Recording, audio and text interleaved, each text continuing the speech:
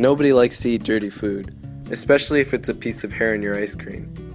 It makes sense that many contaminants find their way into food before it reaches our hands. For example, that hairy ice cream can trace its secret ingredient back to the guy who scooped it, or even to the cow's udder. But what about the stuff you can't see? Ever wonder what could be hiding in your fish taco on the molecular level?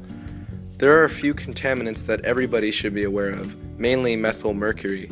This is especially prevalent in seafood, which is a resource used heavily all over the world and is the primary protein source for about 1 billion people in developing countries. Methyl mercury has been extensively researched in the past few decades and has proven to be the cause of Minamata disease, a crippling neurodegenerative disease originating from heavy mercury waste dumping in Minamata Bay, Japan. To find out more about this toxin, I've asked Nick to talk to an expert in the field.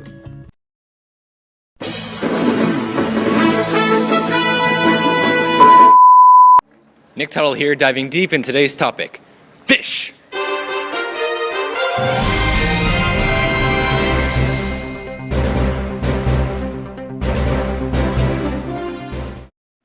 Before my interview with an expert in marine biology, I decided to take it to the field to see if I could fish out any news from average citizens.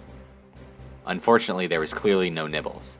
Nevertheless, I went straight to the source. Hey, it's Nick Tuttle here, and today I'm talking with Dr. Bajwa. Now, Dr. Bajwa is a figurehead in oceanography, and would you mind telling them what your background is? Yes, absolutely. I got my PhD at Harvard in marine biology, and right now I'm studying in a lab here at UCLA. It's great. It's great. Now, Dr. Bajwa, I have some questions for you. Have you heard of Mercury? Yes, I've heard of Mercury. Are you talking about the planet or are you talking about the element? Great. All right, does it sadden you that Mercury is present in fish? Does it sadden me that Mercury is present in fish? I'm sorry, what does this have to do with my research here? I thought we were going to talk about my specific projects and my studies. Whatever, doesn't matter. Next question. All right, do you eat a lot of seafood? Yeah, this is all really irrelevant. I don't understand what's going on. What is this for, by the way? Do you know how mercury affects fish? Yeah, definitely, yes. Great. I have a diagram just to show that one point. Let me just find it here. So, as we see, we have the specimen. I don't have time for this. And then the mercury. No. The mercury finds its way into the fish right there. All right. Just want to say once again, it's great that you're here, and I really appreciate it. All right.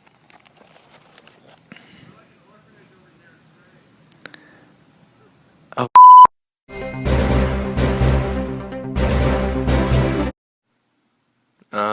Anyway, methyl mercury. This compound is introduced into the environment and is then steadily concentrated up the food chain through processes known as bioaccumulation and biomagnification. Though low levels of mercury are found naturally in the ocean from rocks and geothermal vents, much of it originates from human activity. The story begins when coal is burned at power plants, which are by far the leading contributors of mercury pollution in the world, with 33 tons of mercury pollution per year in the United States. The pollution is either dumped directly into the ocean or released into the atmosphere through smog, and consequently carried by winds over the ocean and released through rainfall. The mercury is still in its elemental form, which is easily disposed of by the body. However, it is converted into methyl mercury by anaerobic organisms in the ocean sediment and water column. In this organic form, the molecule is easily stored in body tissues, and therefore readily absorbed by phytoplankton and other microorganisms in the ocean. These are subsequently ingested by primary consumers and so on. Going up the food chain, the methyl mercury content exponentially increases. This is based simply on the fact that as an organism lives longer, for example a tuna, it will have more time to accumulate methyl mercury into its tissues, and the organisms it feeds on will also have had more time to accumulate toxins. The relative concentrations of methyl mercury in seafood will depend heavily on pollution sources, wind belts, and ocean currents. For example, You might want to avoid fisheries in a relatively enclosed area like a bay, which has heavy industry. In fact, this scenario is exactly how Minamata disease was discovered. Heavy amounts of industrial waste laden with mercury were dumped into Minamata Bay, which accumulated into the environment as methylmercury. This not only led to the destruction of the local fishing industry, but also led to an outbreak of a strange disease with symptoms that include insanity, loss of fine motor control, and brain damage in developing fetuses. This phenomenon continued in the area from the mid-50s up until the early 70s. The people of Minamata are the victims of corporate stupidity and government bureaucracy, but this disaster focused our attention on how important it is to embrace the responsibility that is thrust upon us and to be wary of the possible impacts of our actions. This is not an isolated incident, however.